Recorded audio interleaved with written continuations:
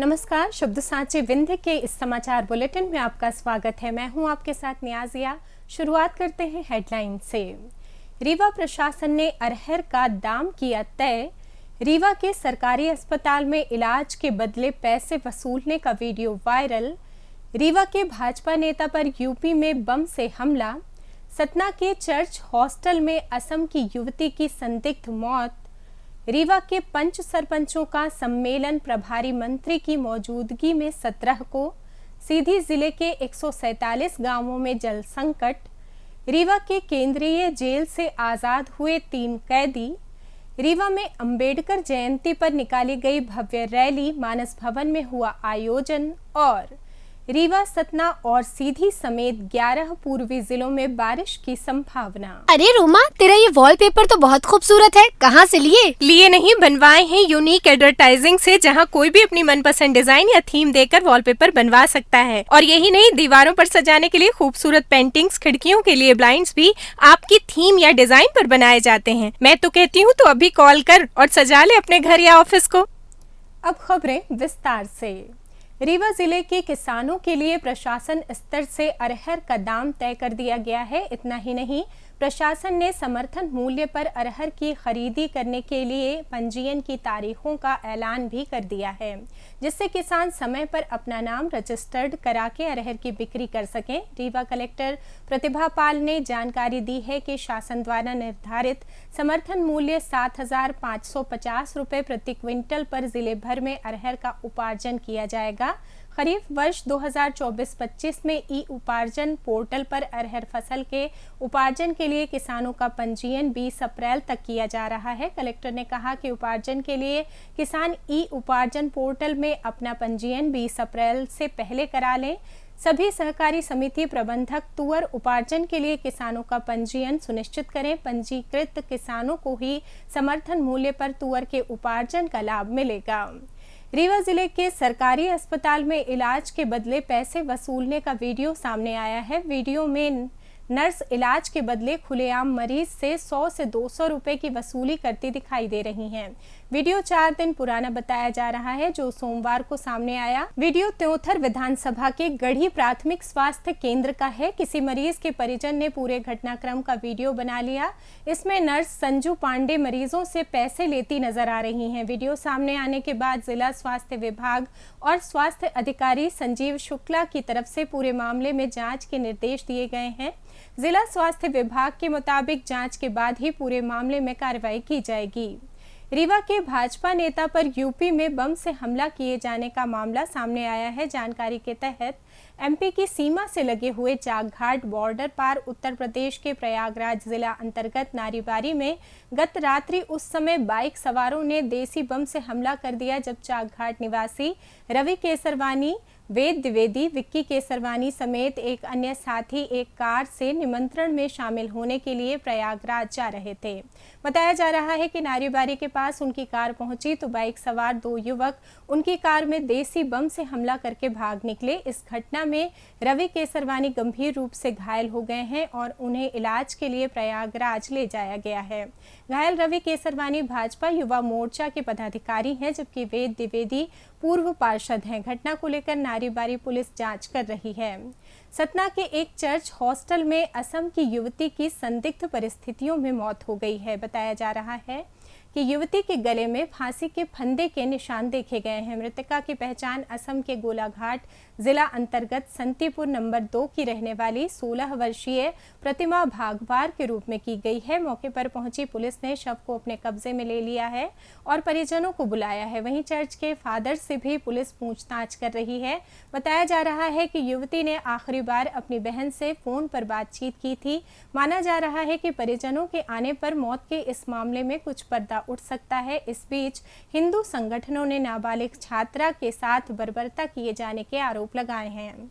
आगामी 17 अप्रैल को रीवा जिले के कोने कोने से गांव के जनप्रतिनिधि एकत्रित हो रहे हैं, जहां वे रीवा के कृष्णा राज कपूर ऑडिटोरियम में शाम 4 बजे से जिले के गांवों में होने वाले कार्यों और गांव के उत्थान को लेकर चर्चा करेंगे। रीवा कलेक्टर प्रतिभा पाल ने बताया कि जिले के प्रभारी मंत्री प्रहलाद सिंह पटेल की अध्यक्षता में ये पंच सरपंच सम्मेलन 17 अप्रैल को आयोजित किया गया है। इसमें रीवा जनपद पंचायत के अध्यक्ष एवं पंच व सरपंच हिस्सेदारी कर रहे हैं। सम्मेलन में विभागीय योजनाओं के संबंध में विचार विमर्श किया जाएगा। गर्मी बढ़ने के साथ ही रीवा में भी जल संकट सामने आने लगा है। माना जा रहा है कि इस पंच सरपंच सम्मेलन में पानी को लेकर चर्चा होने के साथ ही बड़ी तैयारी की जा सकती है। जिला प्रशासन स्तर से पानी को लेकर बैठक हो रही है, तो वहीं अब गांव के जनप्रतिनिधियों के साथ शासन प्रशासन सम्मेलन के माध्यम से इस पर चर्चा कर सकता है। इतना ही नहीं, गांव के समुचित विकास को लेकर भी इस सम्मेलन में रणनीति तय की जा सकती है। सीधी जिले में आने वाले 147 गांवों में जल संकट व्याप्त हो गया है। जल स्तर लगातार नीचे जाने के कारण पानी की समस्या बढ़ रही है। जिस तरह से पेयजल संकट सामने आ रहा है, उससे गर्मी बढ़ने पर जिले में पेयजल की समस्या और ज़्यादा बढ़ सकती है। गांवों को पानी मुहैया कराने के लिए प्रशासन इन्हें चिन्हित करके जल संकट को दूर करने की कार्य योजना बना रहा है। चिन्हित 147 गांवों में पानी की समस्या से निपटने के लिए विभाग द्वारा कार्य योजना तैयार की गई है, जिसमें 120 नवीन नलकूप खनन प्रस्तावित किए गए हैं। इसके साथ ही 50 फेज पावर पंप की स्थापना की कार्य योजना प्रस्तावित है। वहीं जल स्तर नीचे जाने से हैंडपंपों के बंद होने पर 15,561 मीटर राइजर पंप बढ़ाया जाना प्रस्तावित किया गया है। रीवा केंद्रीय जेल में आजीवन कारावास की सजा काट रहे 3 बंदियों को जेल प्रशासन ने रिहा कर दिया है। रिहा होने वाले कैदियों में शहडोल जिले के 2 सगे भाई एवं एक कैदी रीवा जिले का रहने वाला है। जेल प्रशासन ने बताया कि जेल मुख्यालय के आदेश पर 3 कैदियों को छोड़ा गया है। उन्हें अंबेडकर जयंती पर रिहाई का लाभ मिला है। उक्त 3 कैदियों ने जेल में सजा काटने के दौरान अच्छे आचरण प्रस्तुत किए हैं, जिससे उन्हें सजा में कुछ माफी मिलने के कारण आज छोड़ा गया है। जेल से रिहा हुए कैदियों ने जेल में रहकर जो प्रशिक्षण लिया है, वो उनके आगे के जीवन में काम आएगा। उनका कहना है कि वे अपने गांव में रहकर काम करेंगे और अपना जीवन यापन करेंगे। रीवा शहर में अजाक्स पार्टी के नेतृत्व में रैली निकालकर मानस भवन में भीमराव अंबेडकर की जयंती मनाई गई। इस अवसर पर अजेक्स और अपेक्स पार्टी के सदस्य एवं कार्यकर्ताओं ने डॉक्टर भीमराव अंबेडकर के जीवन पर प्रकाश डाला। साथ ही आदिवासी समूह के नृत्य प्रस्तुत किए। मुख्य अतिथि रहे मनगांव विधायक इंजीनियर नरेंद्र प्रजापति ने कहा कि भीमराव अंबेडकर किसी एक समाज के नेता ना होकर सर्व समाज के नेता थे। भारतीय जनता पार्टी की सरकार भीमराव अंबेडकर के कार्यों एवं आदर्शों पर चलने के लिए कृत संकल्पित है। बाबा साहब अम्बेडकर की आज जयंती के शुभ अवसर पर सभी देशवासियों को बहुत बहुत बधाइयाँ एवं ढेर सारी शुभकामनाएं। जिस प्रकार से उन्होंने विषम काल परिस्थितियों में संविधान की रचना की, क्योंकि पूरी समिति के वो प्रारूप समिति के अध्यक्ष थे, उनके नेतृत्व में पूरा संविधान निर्मित हुआ और आज उसी संविधान के आधार पर अपने भारत देश का संचालन हो रहा है।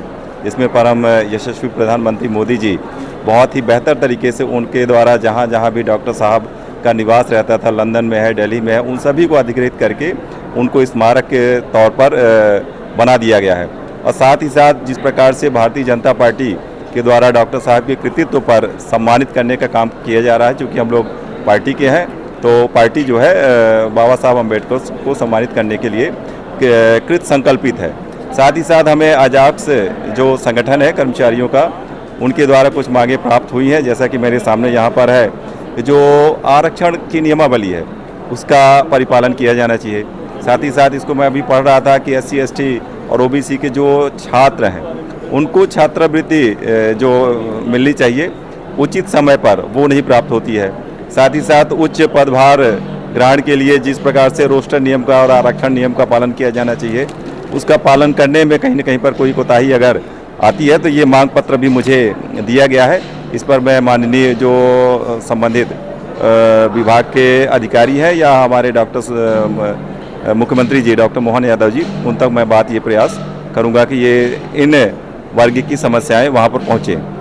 अंबेडकर जयंती के अवसर पर अनुसूचित जाति जनजाति अधिकारी एवं कर्मचारी संघ ने 8 सूत्रीय मांगों का ज्ञापन पत्र डिप्टी सीएम राजेंद्र शुक्ला के नाम सौंपा है और अपनी मांगों से अवगत कराया है। बात करें मौसम की तो रीवा, सतना, मऊगंज, सीधी, सिंगरौली, पन्ना, मैहर, कटनी, उमरिया, शहडोल और अनूपपुर समेत 11 जिलों में हल्की बारिश होने की संभावना है। मौसम विभाग के अनुसार चक्रवाती हवाओं के क्षेत्र के कारण हो रही बारिश कुछ दिनों तक जारी रहेगी और इसके बाद तापमान में वृद्धि होने लगेगी। मौसम विशेषज्ञों का कहना है कि अगले 24 घंटों तक तापमान स्थिर रह सकता है, लेकिन उसके बाद तापमान में तेज वृद्धि होने की संभावना है। इसी के साथ ये समाचार बुलेटिन समाप्त हुआ। कल फिर मिलेंगे नई खबरों के साथ।